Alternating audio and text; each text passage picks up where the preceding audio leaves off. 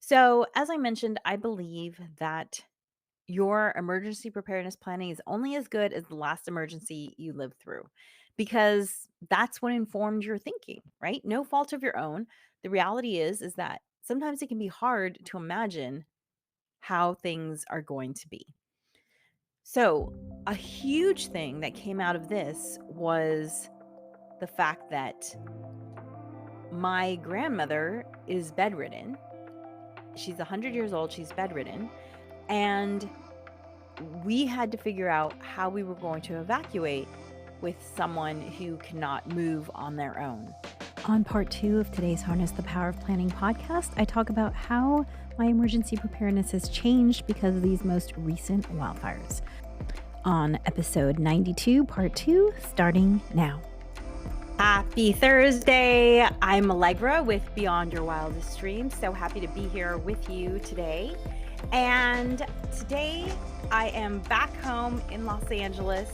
If you saw last week's or listened to last week's podcast, you know that I was with some of my oldest friends, and it was so nice to get together because we all live in different states, and sometimes I don't get to see these ladies all year long except for when we all get together, and it's so wonderful. It really just we feel like we're kids again when we hang out. It is so light and easy and effortless, and if you have women like that in your life or friends like that in your life, I highly recommend that you find a way to spend time with them because when we are together, it really just feeds us and sets us up to go back to the rest of our lives as moms, as working moms, as partners, just re-energized and refreshed and reinvigorated. It was so much fun.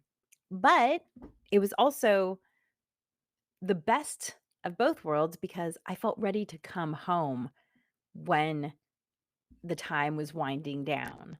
So I don't know if you've ever felt this way where you go on vacation and you think to yourself, "Oh, that was too short. I really could have used a couple more days." Versus when you go for long enough that you think to yourself, "You know what? I'm ready to get home."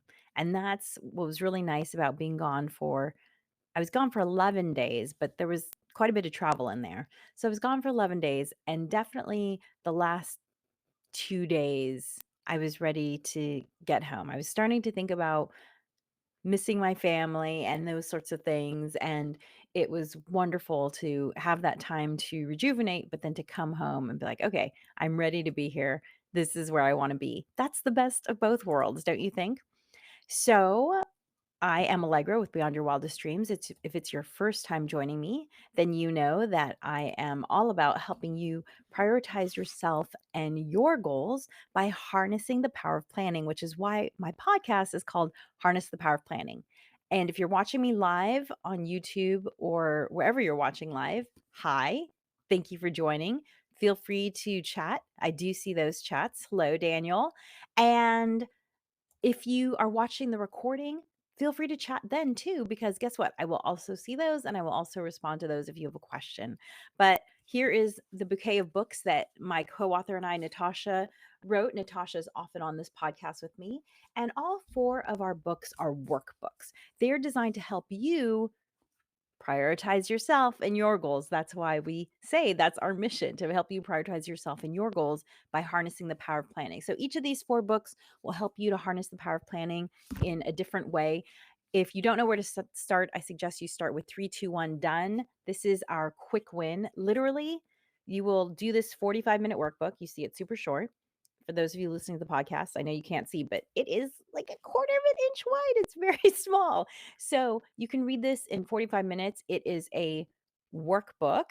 And you do this, and you're instantly going to do things differently because we don't just talk about how to do things different. We show you how to do things differently. And this is all about creating a strategic framework for your to do list so that you don't look at your list and you think, where should I start? No, you look at your list and you think, I know exactly where to start because I have a framework now.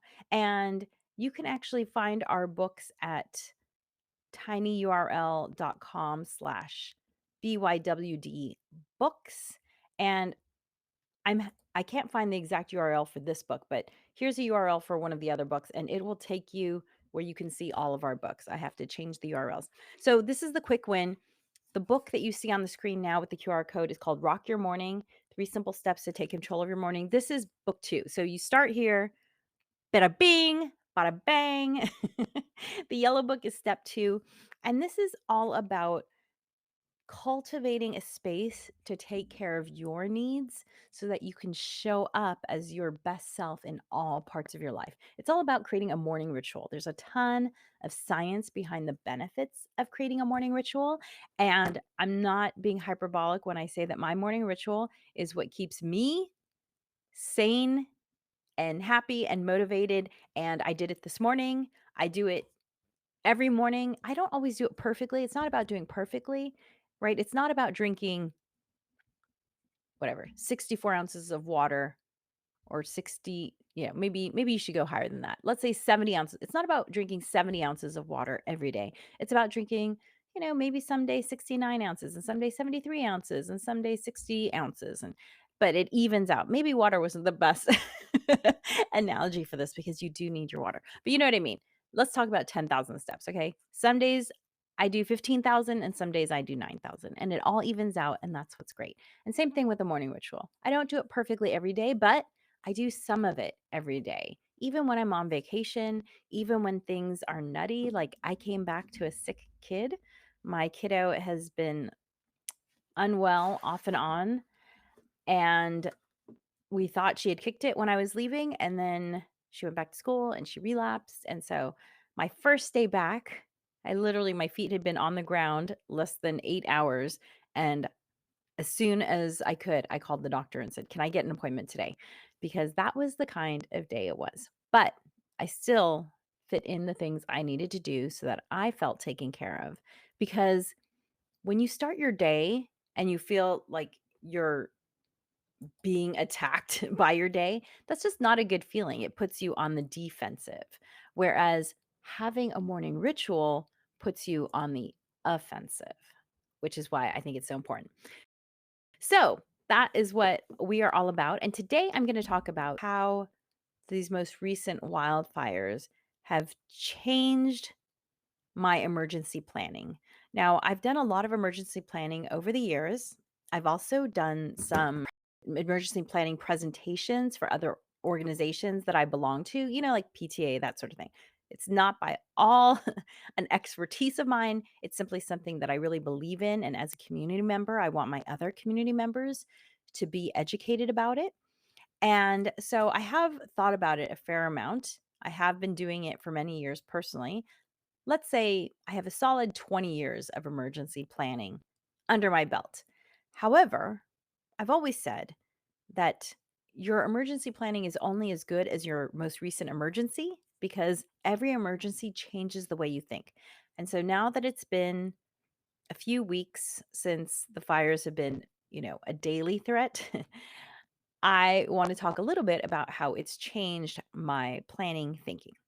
So, as I mentioned, I believe that your emergency preparedness planning is only as good as the last emergency you lived through because that's what informed your thinking, right? No fault of your own. The reality is that sometimes it can be hard to imagine how things are going to be. So, a huge thing that came out of this was the fact that my grandmother is bedridden. She's 100 years old, she's bedridden, and we had to figure out how we were going to evacuate with someone who cannot move on their own. And the thing that really informed my thinking about this was when the evacuation notice was a mile away and the fire was 2 miles away, we called paramedics to come and see if we could get my grandmother transferred via a a gurney and an emergency vehicle. And when they came to us, they said two things. One, we can only move you within a certain perimeter. And two, we're supposed to take you to an emergency room. And if we take you to an emergency room, because you're not yet evacuated, they are not going to be able to provide any support to your grandmother because she is not, quote unquote, in need of emergency treatment. And that was eye opening because it made me realize that there is no, like when you board an airplane and they say, hey, anyone who needs a little extra time boarding, there's nothing like that for evacuating. There's nothing like, hey, if you need a little extra time evacuating because you have someone who is not as mobile, or you have little ones who are not as mobile, or you have many animals with you, maybe start evacuating now. There is no procedure like that in place. So, what a big thing that has changed for my thinking is to realize that I would need to evacuate much earlier than any evacuation notices because of the fact that I have someone who is bedridden.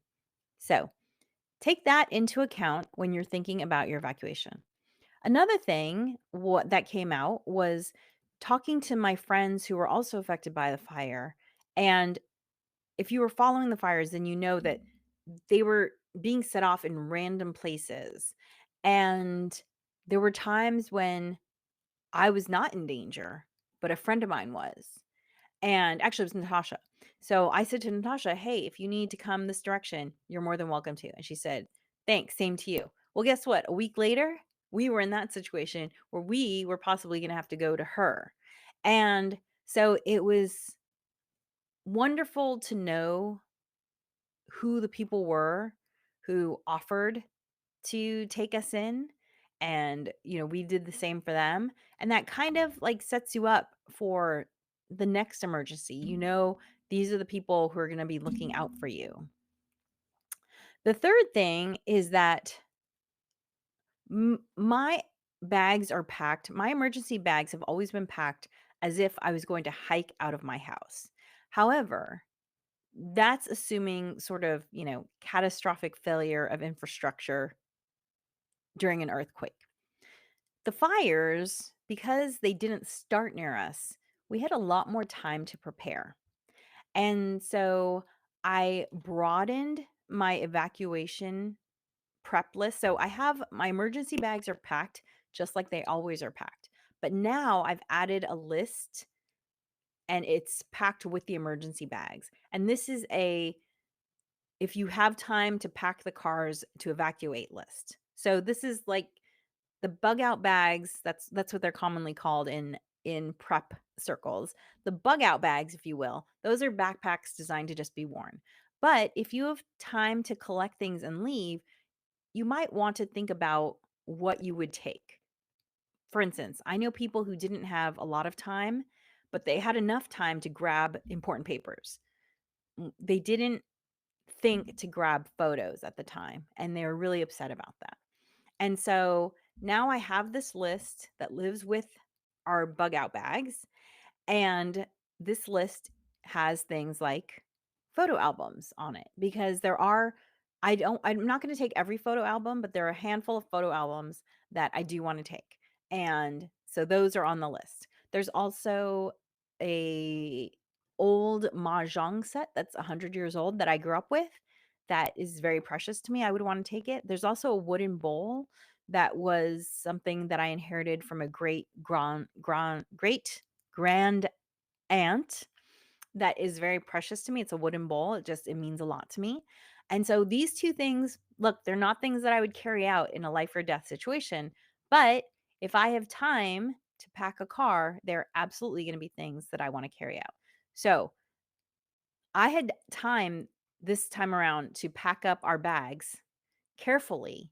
And so as I was unpacking them, I made the list. So you might want to go through the thought experiment of if I had to evacuate, what would I want to take? And then actually go through the process and pack up your bags. Because my third tip is to make sure that you have luggage to carry all the stuff you would want to take. And make sure that luggage has wheels. Because again, I've never thought about an emergency where I might have a car and therefore have more to take. However, the people who did evacuate in cars, unfortunately, some of them had to get out of their cars and walk because the cars ended up in some sort of traffic jam at some point. And many people had to leave things in their cars because they didn't have bags with wheels on them and they couldn't carry them. The things like photo albums can be quite heavy. If you only have a mile to walk, hey, that's not so far. But if you have to carry them versus rolling them, that's a big difference. So be sure you have some sort of luggage with wheels. I actually have a couple of large duffel bags that have wheels and a telescoping handle. And so I filled those, I have two of them. I filled those completely. My husband and I were able to get our backpacks, our emergency backpacks on and wheel one of these. Our daughter also has an emergency backpack, and she was able to wheel a little cart that has a little solar panel thing that we have. This little solar quote unquote generator. The company's called Jackery. I'm a huge fan of it. Um, this is actually the Jackery that we have. Wonderful power station, highly recommend it. Holds its charge super well when you're not using it. We take it camping all the time. It's fantastic. And so she has the little cart that has the Jackery, and our dog even has little saddle bags so she can carry her food and her bowls. So know that you can handle everything that it is that you need to take, and know that you have wheels for it. So those are my 3 tips. Think about how your family situation might need a little extra time, right? Do you have people with different abilities? Do you have young people, older people? Do you have pets? Take those into consideration. The second tip is to create a list. First of all, create a to-go bag and have that packed at all times, but then create the secondary list of, hey, if I have a little bit more time and if I have my car, these are the things that I would like to take. And then third, make sure you have luggage with wheels that can support the weight of all the stuff that you want to take. Pack it up, test it out, see if it works. Those are my 3 tips for how my emergency planning has changed since the wildfires. If you want to take your planning skills to the next level, consider taking the Harness the Power of Planning workshop. It's available on demand at tinyurl.com/HPOP on demand, all one word. That's tinyurl.com/HPOP on demand. We'll show you how to plan your day, your week, your month, your year, your life, and help you to start prioritizing yourself and your goals right now. Dream wild, wild dreamers. Thanks for joining us for the Harness the Power of Planning podcast. Be sure to like and subscribe wherever you listen.